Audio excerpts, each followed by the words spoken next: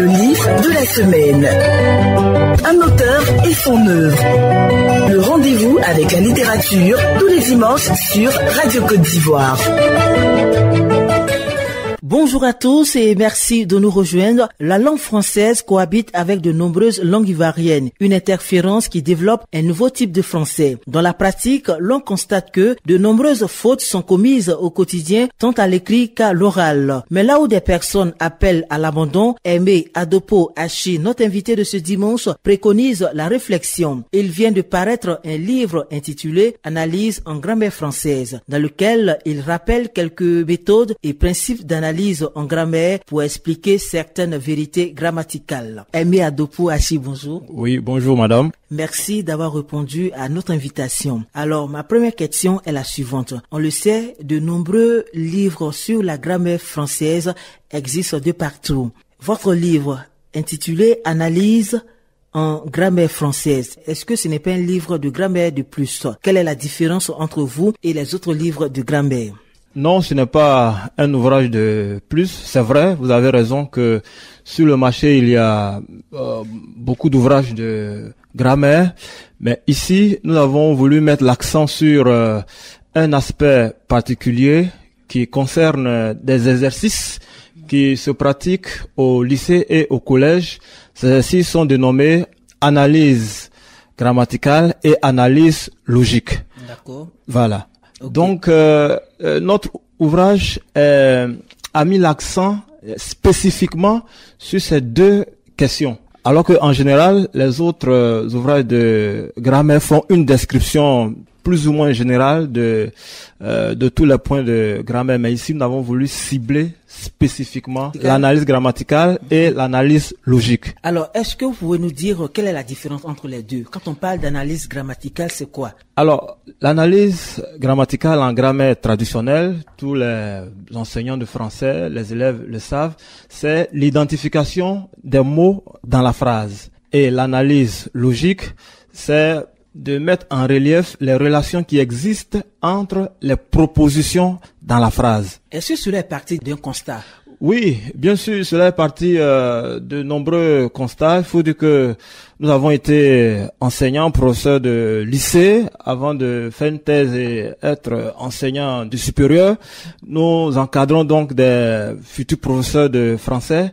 Et donc, les visites sur le terrain nous ont fait comprendre qu'il y a beaucoup de confusion, beaucoup de difficultés dans l'identification des mots dans la phrase et dans l'analyse des propositions. Nous avons voulu écrire cet ouvrage-là pour amener les enseignants, les élèves en général, à mieux appréhender cet exercice, étant donné que la bonne identification des mots dans la phrase et la bonne analyse des propositions permet de mieux maîtriser la langue. Alors, en introduction, vous nous parlez de grammaire et de linguistique. Quelle est la limite entre les deux? Oui, apparemment, il n'y a pas de limite. Quand vous prenez certains auteurs même, ils utilisent le thème de grammaire et de linguistique comme des synonymes. Mais dans la réalité, il y a une différence. La grammaire a une vocation pédagogique. La grammaire, son objectif, c'est d'enseigner la bonne utilisation de la langue selon une certaine référence. Okay. Alors que la linguistique se contente simplement de décrire la langue sans prendre parti, sans dire par exemple que telle chose se dit de cette façon et telle chose ne se dit pas de cette façon. Ce livre remet en question certaines analyses grammaticales traditionnelles devenues des vérités éternelles. Oui. C'est l'exemple à la page 19. Mon père va à Paris. Oui. Où selon l'ancienne méthode, Paris est un complément circonstanciel de lieu. Oui. Et pour les modernes, Paris est complément essentiel de verbe. Oui, tout à fait. Comment comprendre cela? Ici, il faut dire que nous sommes ici donc en grammaire traditionnelle où les méthodes d'analyse ne sont pas tout à fait rationnelles. Tantôt, on se fonde sur le sens pour expliquer la chose, tantôt sur la place des éléments. Et donc, c'est l'exemple de ce que vous avez dit. Mon père va à Paris. Voilà. Mon père va à Paris. En grammaire traditionnelle, on dira mon père va où à Paris et on dit complément circonstanciel. C'est-à-dire, on tient compte du sens du verbe.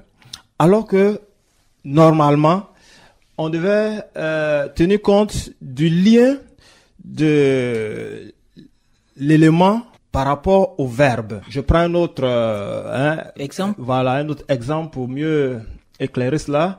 On vous dit mon père mange du pain chaque soir. Chaque soir est un élément qui peut se déplacer dans la phrase. Et c'est pour cela qu'il est complément circonstanciel. Quand on dit mon père va à Paris, on ne peut pas déplacer à Paris.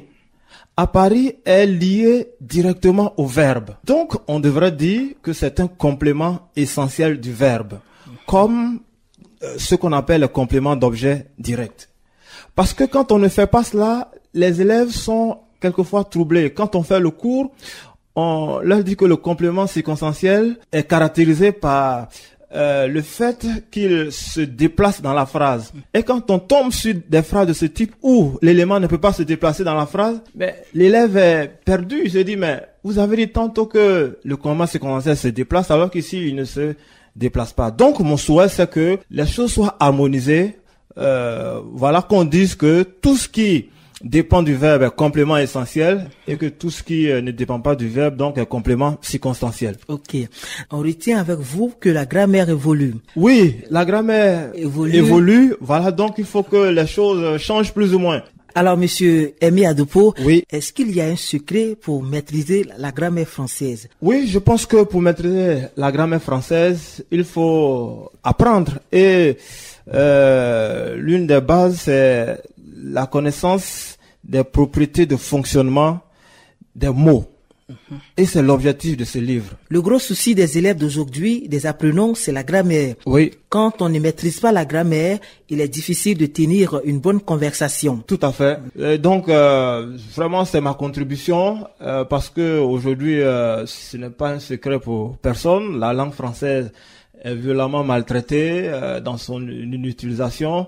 La formation à la base laisse à désirer. Voilà. Donc, je voudrais ramener tout le monde à la base pour que la langue française soit mieux maîtrisée. D'accord. Voilà. Alors, donc, vous l'avez dit, vous voulez ramener tout le monde à la base pour que la langue française soit mieux maîtrisée. Oui. Quel est votre regard sur l'évolution de la langue française? On sait qu'aujourd'hui, les académiciens se servent aussi des mots de nos langues africaines pour enrichir le dictionnaire français. Quel est votre regard là-dessus?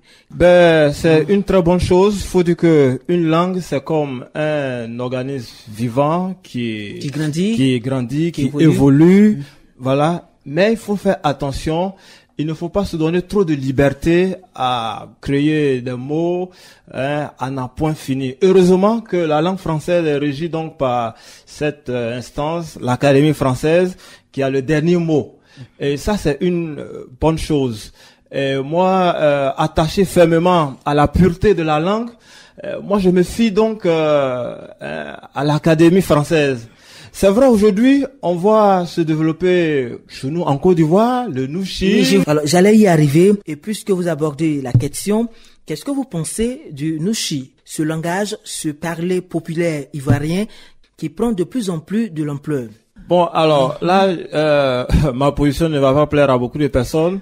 Le Nouchi, c'est bien, c'est une langue des jeunes, un argot qui prend de l'ampleur en Côte d'Ivoire, mais je voudrais dire que le Nouchi ne peut pas se substituer à la langue française, au français normé, parce que le Nouchi est incontrôlable. Il n'y a pas de règles. Non, il n'y a pas de règles. Pas de barrières. Voilà, vous allez vous rendre compte que des mots naissent, disparaissent. On ne sait pas comment ces mots sont formés. Et puis, on ne peut pas aller à l'international avec le Nouchi. Je suis d'accord que ce soit un véhiculaire pour se comprendre, juste dans un objectif de communication. Mais moi, en tant qu'enseignant de grammaire française, je ne crois pas que le Nouchi soit le bienvenu. Monsieur Adopo Hachi, merci. Merci beaucoup, madame.